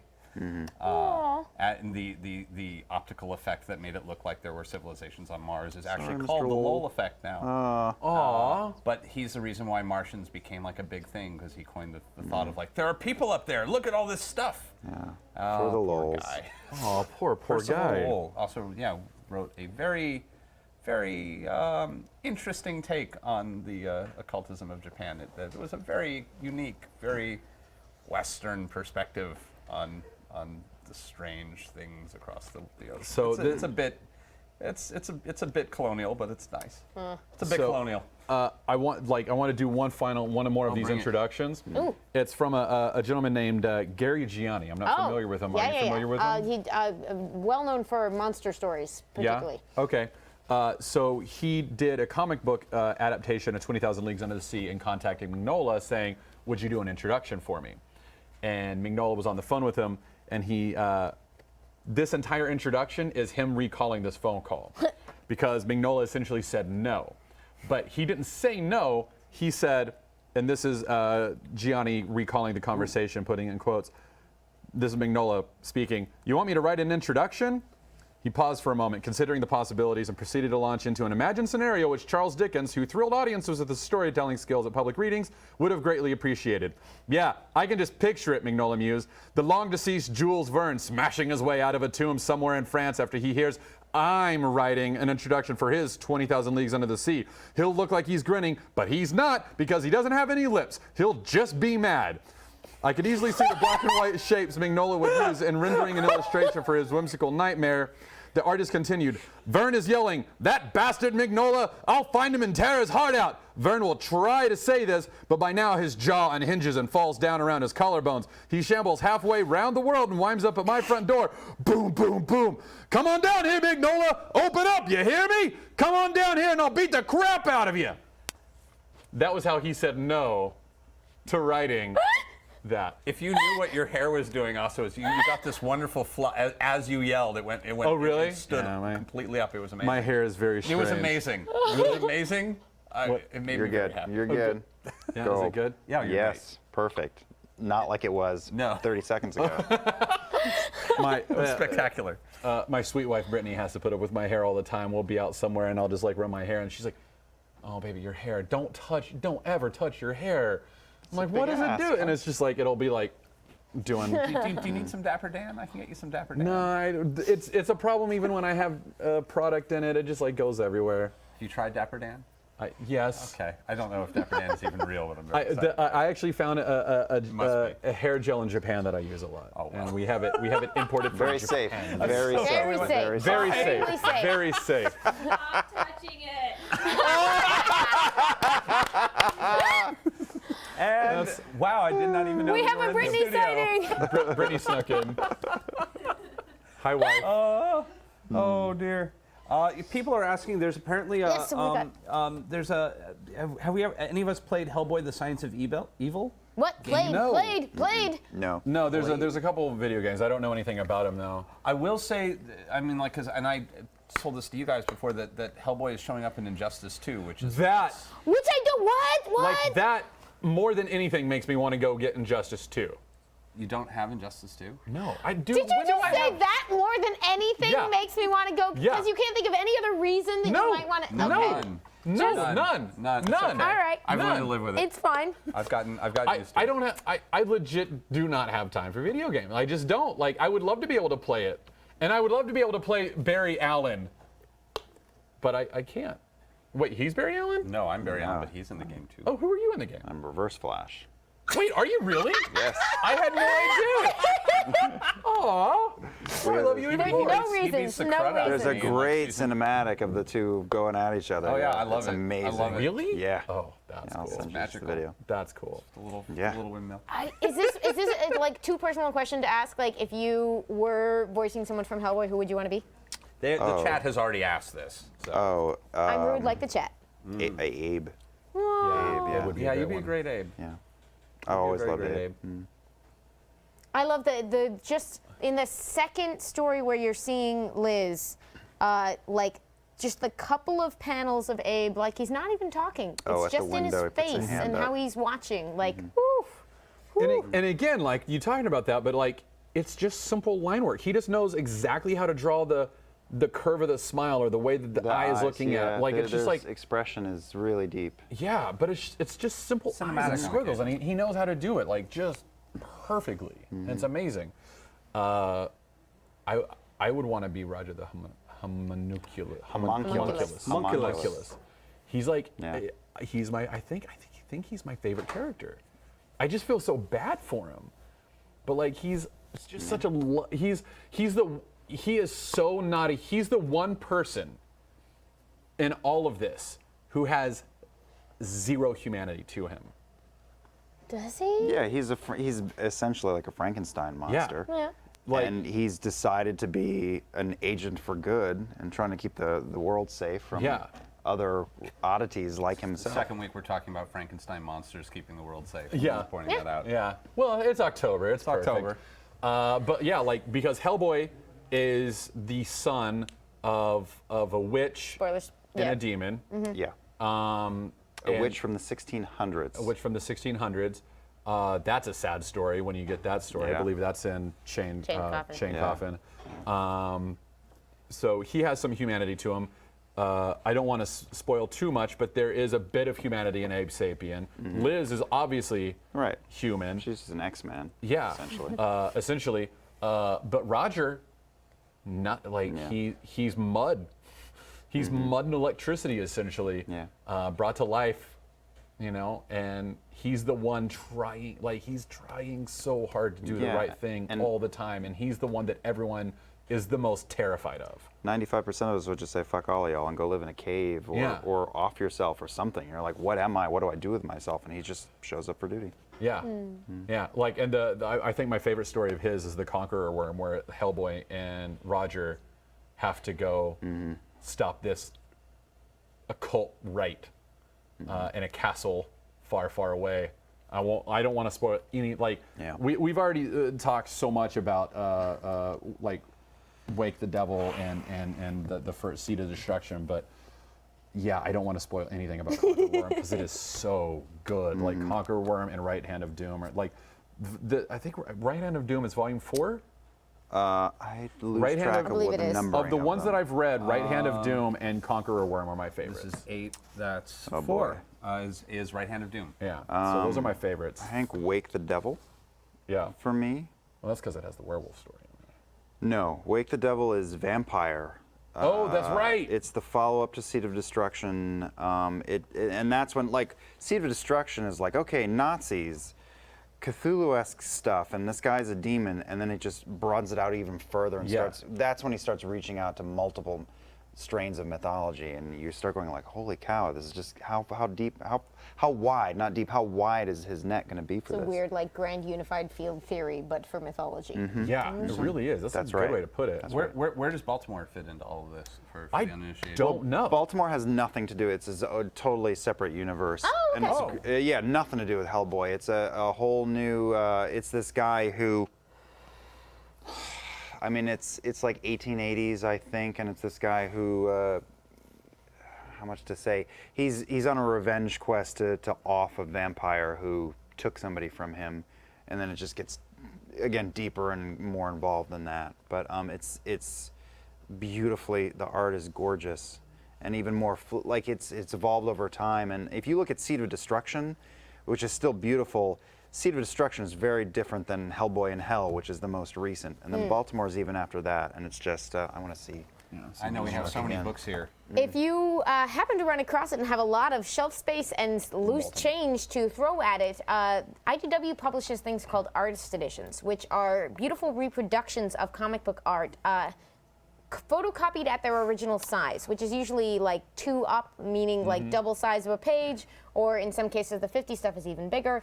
But they photocopy from original art, and they make these beautiful giant hardcovers that you can read, and they try whenever possible to have complete stories. And they've done some Mignola. They did one for Amazing Screw-On Head. I love Screw On Head. and then- I don't remember anything about Screw On Head, but I remember reading it and thinking, this is the greatest thing ever. And they've done one now for Hellboy in Hell, where they've been reproducing from the original Mignola pages. Wow. So you can buy these Wow. beautiful hardcovers and look. I got to jump in and correct myself. Okay. Baltimore, not Mignola. It's Ben Stenbeck, but it's also gorgeous. Gorgeous artwork, yeah. Yeah. And it seems He to take writes some with nods. Christopher Like Golden. at It least in the definitely color, does, but you it's know, a different Is it still Dave Stewart, or is it somebody else? colors, Colors by Dave Stewart. I was going to say, like, how do you even handle the color palettes in these books? It is just, I mean, just how is this even possible? Thanks, Chief. Oh, man, Good work, look Chief. at that. They use so few colors, but to such great effect, and it just each page is just these intense splashes that move through the like. There's some tans, there's a little bit of green, and there's so much red on this page, and it is just spectacular. I'm really worried about having been on this show. I feel like I'm going to go buy a lot That's of large what we do. prints. Actually, Not a problem. Yeah, I got if you'd you. be so kind. There's I got a you, statue sweetheart. out there. just Oh wanna- man. Like, We have, look at how the colors on these 2 pages move. Where we start with these browns and we get these light yellow tans, and then we move into this blue green, and then it just goes into this deep red. And this they're just not using a lot, but it's such an effect. Well, and look at the Well, look- creativity of his panel layouts. the room there in as the well. castle, in the window is red, and then once we enter the room, that's where the reds take over. I mean, that's just brilliant.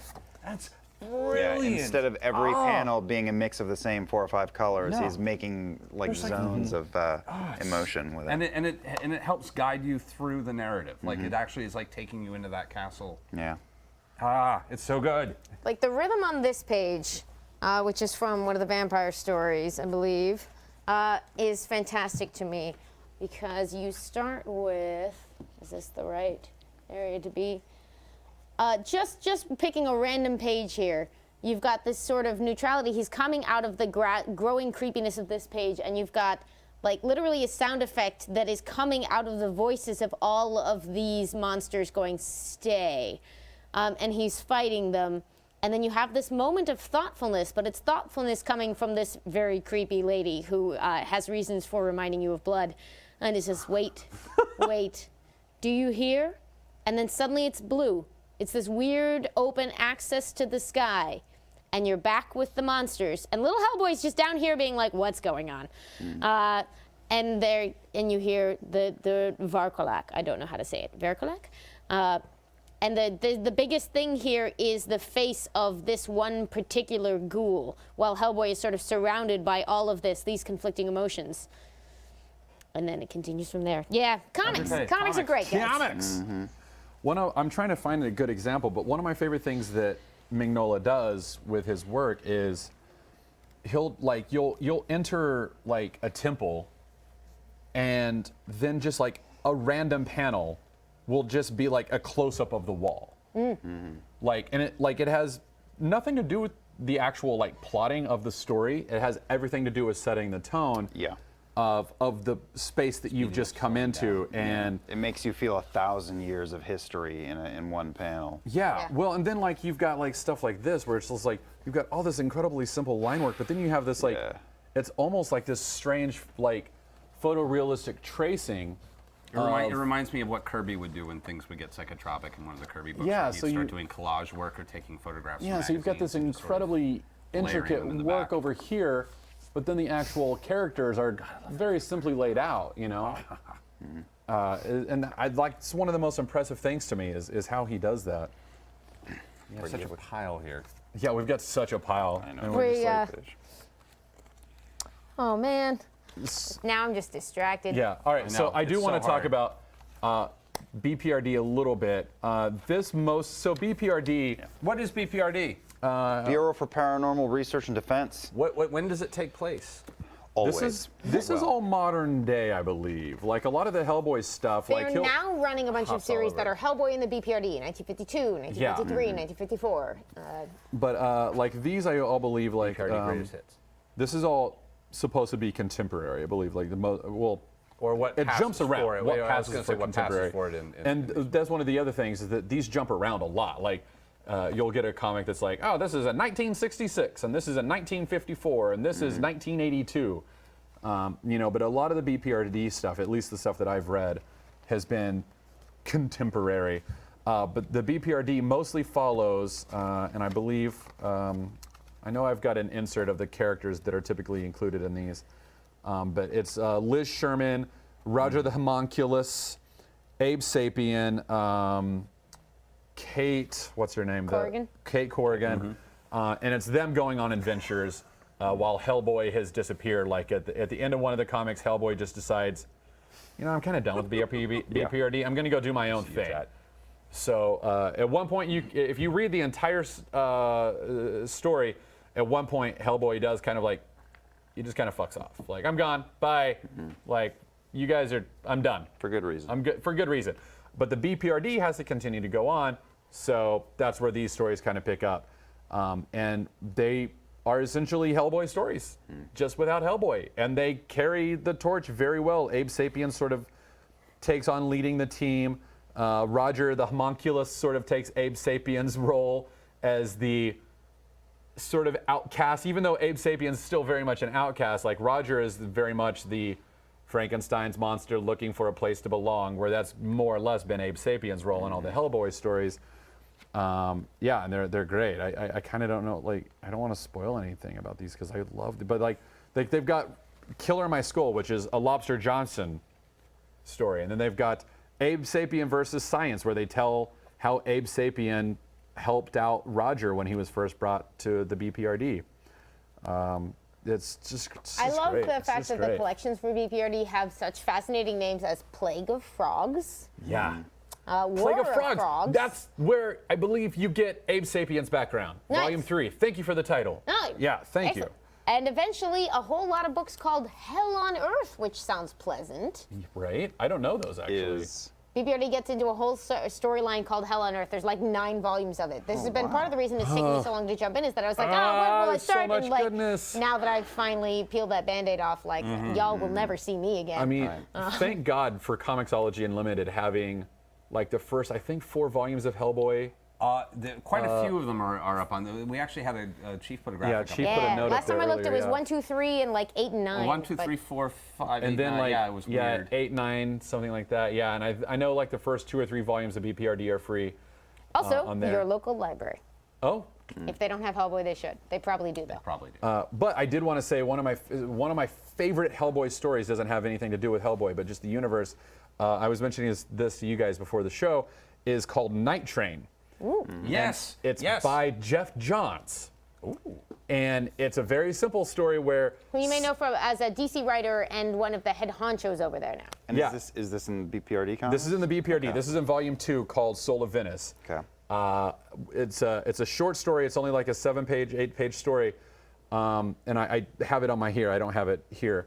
But it's essentially like BPRD gets reports of a night train that just, it hasn't been around, but this ghost train is just running through town. And then you get a flashback to what that train is. And it's like, happens within a page, so I'm not going to spoil anything. Lobster Johnson was attempting to stop a Nazi saboteur on a night train going through somewhere in middle America. And the night train was carrying a bunch of soldiers and scientists for the Manhattan Project, and he failed. Lobster Johnson failed. And while Lobster Johnson survived the explosion and the crash, no one else did. And now the night train wants revenge on the ghost train wants revenge on the saboteur who's still alive. The Nazi saboteur who's still alive and not hiding, and this ghost train is now looking for this Nazi So saboteur. the saboteur is being haunted by By a a train. That's pretty great. And when I first got into it, I was like, this is a fun, silly story. are so By many the end funny of ways it, you could play with that. it's strangely chilling. Like the way that the art is drawn. I think I pulled a couple pictures. I don't know if Chief has shown them because I've been distracted staring at you guys. But it's strangely chilling and kind of like scary. And I remember Brittany and I were like just at home watching television while I was reading, and I paused whatever. I was like, I just read one of my favorite Hellboy stories, and it has nothing to do with Hellboy. She's like, that's great, sweetheart. And I was like, no, it's so good. She's like, baby, I'm not reading it. Just let me read it later. But I was so excited to tell her about it because it stopped me in my tracks with how good it was, and that's in the second volume. Ghost trains. Nice. In its tracks. Yeah, I'm sorry. It was too easy to grab, and I didn't even hear it. I have a weird love of ghost trains anyway, so I'm excited by this. Why do you have a weird love of ghost trains? Well, I mean, it's not weird. I like trains, and I like the idea that there are. It was also the very first episode of Amazing Stories. Was a ghost train Was episode. it? I think they're bringing that back, by the way. They might be bringing that back. Yeah, But I don't- And then I also used to very early delving into the web. I'm going to see if I can find this for Friday. Was a website that was filled with like weird flash animation, interactive, haunted stories. One of them was a haunted train. There's something about train tracks are really weirdly lonely and kind of dark because there's like this notion that something's supposed to be there, but nothing ever is. At least in Los Angeles. Well, and especially like now, like if you go to like old tracks, like in the Midwest, like So just the in tracks the are desert. a promise in- that isn't kept. Yeah. Yeah, it's like being on a street with no cars. It's just a street that forever has nothing on it. And like especially living on the west side, I used to live a couple blocks from train tracks, and they were always there was something very haunted about the whole thing. Yeah. There's a distinct absence. And I grew up in Texas, which had train tracks all over the place, and like I would like my dad actually really loved trains, and we would go out to train tracks a lot when I was a kid, and just I also feel like you look at them and you hang feel out. connected to earlier era. Yeah, Yeah. there's something like classic about it, like it's very much of a bygone era. yeah. So do you feel the same about ghost ships that you do about ghost trains? No. Because I'm the same. I don't feel about I ghost don't feel the ships. same. I'm even recalling a nightmare as a kid where I thought I heard a train go by my window even though I lived in the hills, and I was like really freaked out by that. God, that's like What, why are ghost ships not as maybe and like it's not But like you know I didn't have what? access to I water. think it's because what you just said. The trains are like a bygone era. Ships are still used a lot. Trains are still used, but not the way that they used to. For traveling an hour from the suburbs Yeah, to Manhattan. and you don't Yeah. look at the ocean and go like, where are all the ships? Whereas if you see a train track, you're like, Where's the nothing, train? There's nothing here. And it's likely that there's not going to be anything there for a while, if ever. If ever, especially on the west side. Especially West now that LA. we have flying cars. Do we have flying cars? No, that's going to be cool though. Were you just hoping you could summon that reality? Ghost like- cars. There's, Yeah. I'm I just want to into say Jeff Yes. M0307 I'm using the was secret. like ghost cars. Ghost cars. You've sold me. I'm into ghost I'm cars. traveling for the holidays at Christmas this Yeah. year in Europe, and I want to pack as light as possible. I think I'm just going to load all of BPRD. On Are you? Comixology, yeah. Comics? I was about to say Sure. I'm doing Christmas in Europe too. Are you? Aw. Oh boy. Yeah, it's I'm doing good. Christmas in California. As I shouldn't have said online. Yeah, but there we go. Yeah, I held that It's a big last little city. detail back. Yeah, well, I'll tweet out one at the very least. Yeah, let's see. There's Yeah, do we have some good questions? Because we need to start Yeah. wrapping it up. We're 15 minutes out. I know we're God. There's the people asking us about the Matt Wagner Mage series. Yes, that's a whole episode all on its own. God, there's so many of them. Do you think there's a place in Hellboy for New Age folk tales like the Mothman? Well, actually, I mean, like, do they ever? Do they don't. I don't know if they go into like. I think of New Age folk tales as more of the urban legend or suburban legend or rural It legend. doesn't feel like that would be something that Mignola would gravitate towards. It seems like Mignola is very much. It's too youthful, and it's Maybe it's too youthful, but it feels like Mignola is very much like 40s or early or later. Like 40s seems as much as far as he'll get. And there's a large sense through many of the stories that all those old things are fading out or dying out. I love that. Speaking of the melancholy that they frequently recur to, I love in one of the stories that we talked about. I won't say which one. Towards the end, you've spent some kind of time with like this antagonist, and then they sort of comment like, well, I guess that's how it goes. Essentially, as we fade from the Yeah. earth, and it's just this beautiful little like, oh.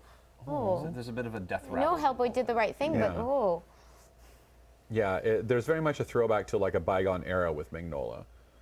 You know, like one of the intros that I read, I can't remember which one, says that like he's fascinated with the Victorian era of London and just the world in general and like that entire aesthetic but that aesthetic over the entire earth. It's not just like Victorian London. Yeah. It's Victorian Japan, Victorian Africa, like, but still somehow updated to like Yeah, he now. clearly is in love with 1600s, 1700s, 1800s, but then it also goes back thousands of years, and there's a lot of Hellboy destroying things or that are bent on destroying the world. So he's obviously got to keep going, but they're mythological beings that have been around for 10,000 years, and even though they're going to kill us all, and he's got to destroy it, you think, oh well. Yeah, something's sad. passing out Right. of the world with that. Do we have any other good questions or? There's a lot Or of some people fun asking comments? about like things like the weird numbering of the books and like where's the best place to start and what's a good flow through. We'll recur back to that one because the start the at least best we can- place to start. Well, you have to is start. you have to start Seed of Seed of Destruction Yeah. and then Wake the Devil. Yeah, you have to read those two if you really want to get anywhere with it. I would actually venture to say that if you wanted to skip the Chain Coffin, you could. Don't skip it. Don't I skip would it. not want to, but if you're on a budget and you can't do Comixology Unlimited, you can only do like 3 or 4. I would say Seed of Destruction, Wake the Devil, Right Hand of Doom, Conqueror Worm. Yeah, that's right. But if you can fit in Chain Coffin as well, do so. Yeah, but those are like the essential 4 for getting the basics of Hellboy. How far along in Hellboy were they when he started doing the BPRD stories? I believe Conqueror Worm is where that started to break Okay. off, and that's volume 6. Wow.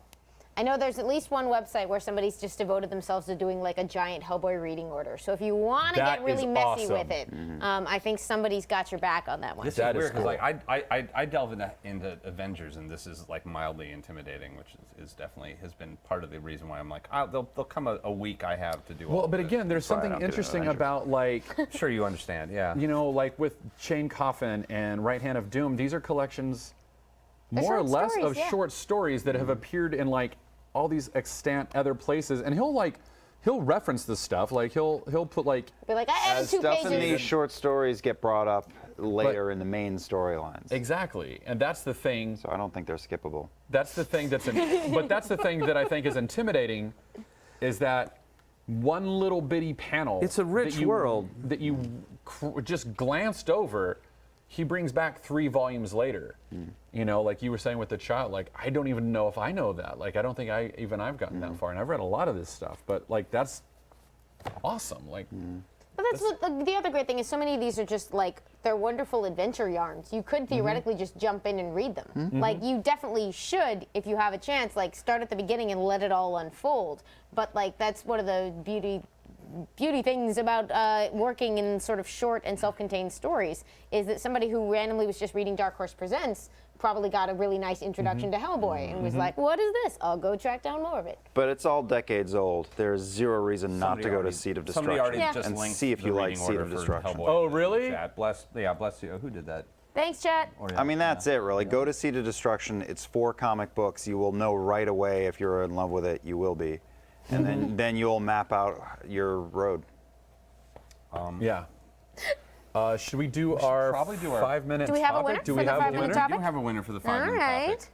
Oh, So. 5-minute topic? How this normally works, just so you know what you're in for, is we're given 5 minutes. We usually take 1 minute each, but it tends to be messy. One free for all. Yeah, one for free for all. Although I don't know if this topic is going to take a minute. Okay. And it's going to be a little random. Okay. So I'm going to do our little cut here. Every week on the Wednesday Club, we take a topic that is suggested by you, the audience, and we talk about it for 5 minutes and see what we can pull out of our behinds in 5 minutes to talk about something fun. And this week's topic, prepare the counter, Who does it come from? comes from Miss Sunflower 94. Oh, thank you, Yay, Miss Sunflower! And it's Hellboy pulls from history and folklore. But what piece of folklore/history would you love to see incorporated in a Hellboy short?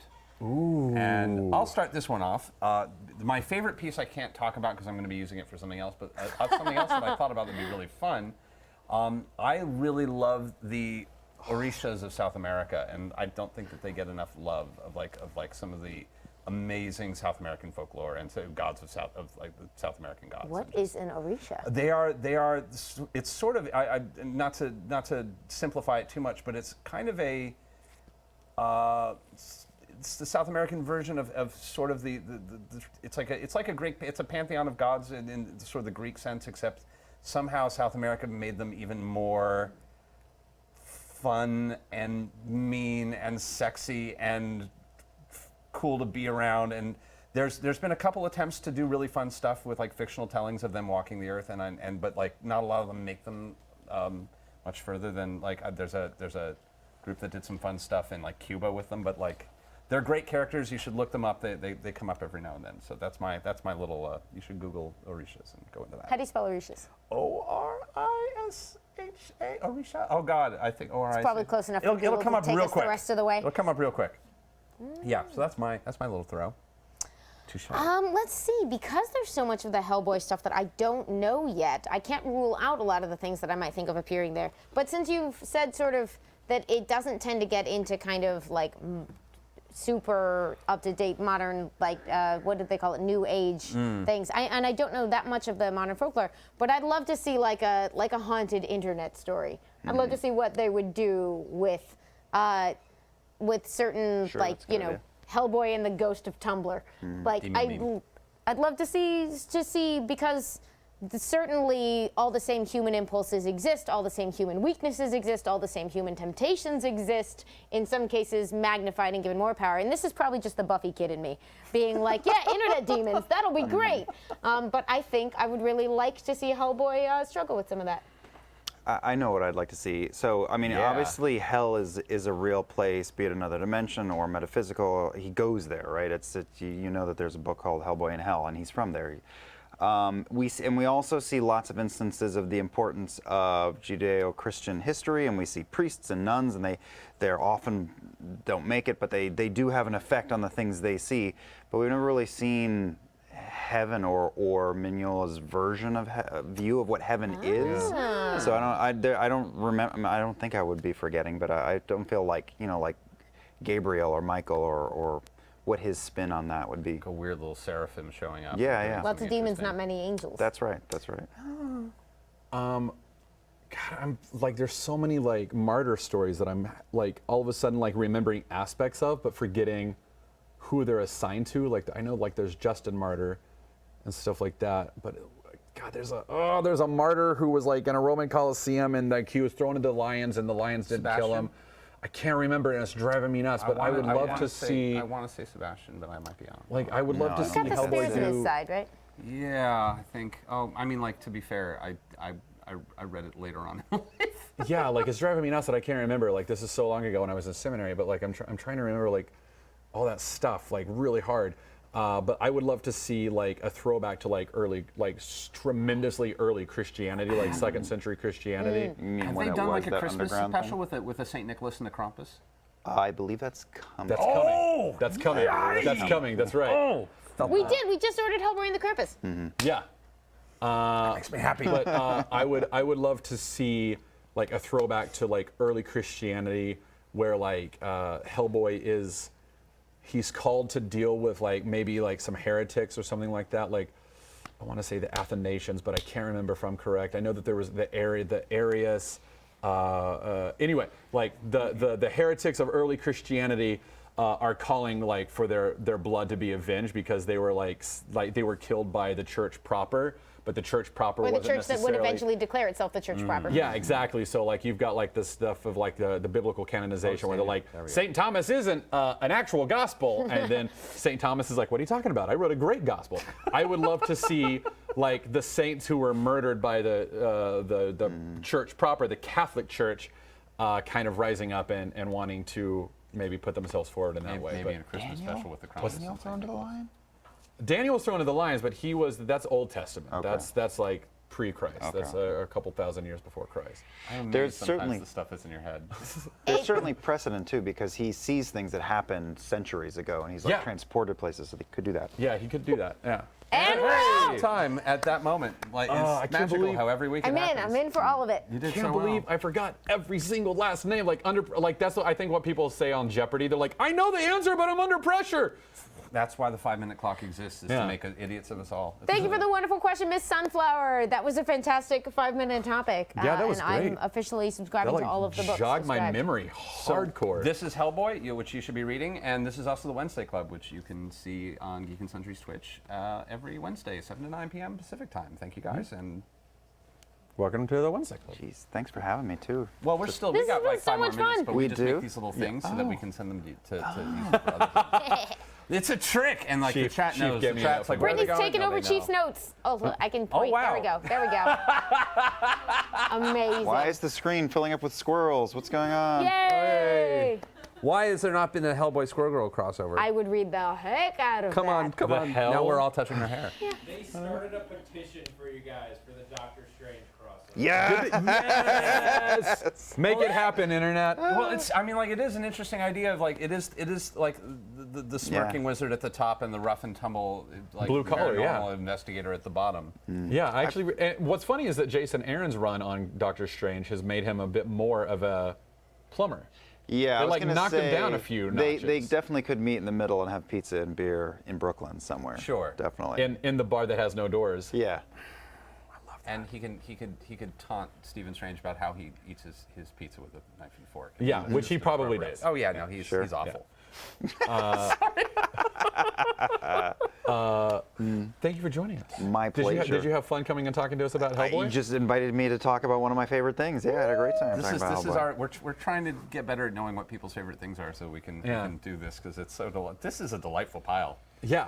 Well, and we discovered it with Hector because he got so excited about Spider-Man. We were like, we should just have our guests talk about the thing that they're the most excited about. And Hellboy. Boom. Hellboy, like this Yeah. is great. Like Love Hellboy. we learned so much from you. I man. needed an excuse to put it all on my list also, which I did, and now as soon as I have like some free time, I'm gonna sit Like and read. the artwork is beautiful. Like that's the thing that I responded to the most, outside of just like this sort of occult Judeo-Christianity throwbacks and stuff like that. Like It's the seminarian in painfully me. beautiful. Like I was reading these like a year out of seminary.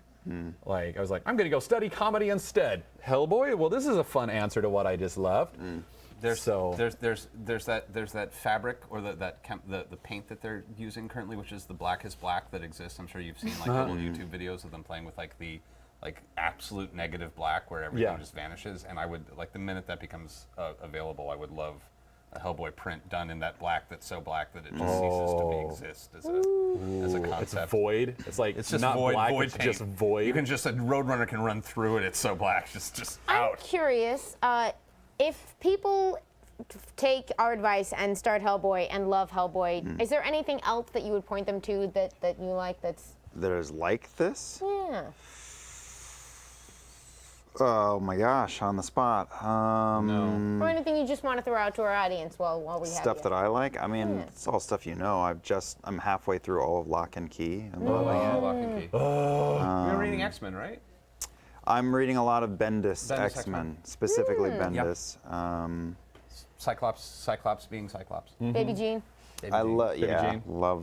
I love it all. He's such a good writer. I love Bocciolo just as an artist. Chris Bocciolo is one of my Close absolute to favorites. this, but not quite. Yeah. But I love Bocciolo's work. Yeah. Is Gabriel, he which still doing- one? Which is one he did still doing Gabriel Gabriel do, by the way? He did Gabriel? BPRD Vampire, Yeah, right? BPRD. I'm a big fan of his. Wise.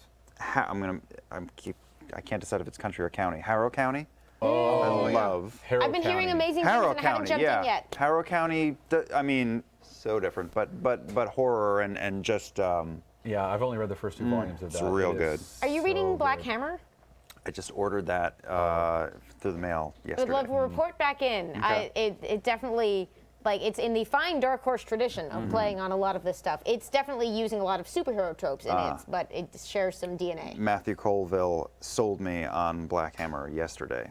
Good work, Matthew man. Colville. Good job. And Good I gotta man. say, at this point, this is where we have to wrap. We No. may keep talking comics, but sadly, we're going We to have cannot to do in it the here. kitchen. Do we know what we're talking about next week? I think it's. I'm down if you're down for hot topics. Are we good with it? I love I the said it out title. loud. What? I love the does that title. Do you mean? want to tell Dalton everyone? is going to introduce us to one of the important companies that I don't know a ton about. Slave labor graphics. We're I gonna know talk nothing about it. slave labor, like the same way that some kids grew up on Batman, some kids grew up on Superman, some kids read Sandman. There was a whole, but the goth kids read Johnny the Homicidal Maniac, and we're going to talk about the publisher, the biggest little publisher, Slave Labor Graphics, and their weird history and the stuff they put out and how it's influenced pop culture on every level. We're keeping going with our October monsters and darkness and Halloween extravaganza month, so you'll probably have some recommended reading for folks. Stay I will. tuned. It's going to be a little tricky to find some of this stuff, but there's some of it's available on Comixology, some of it's going to be a little tricky, and some of it occasionally you can find in a Hot Topic. Not kidding.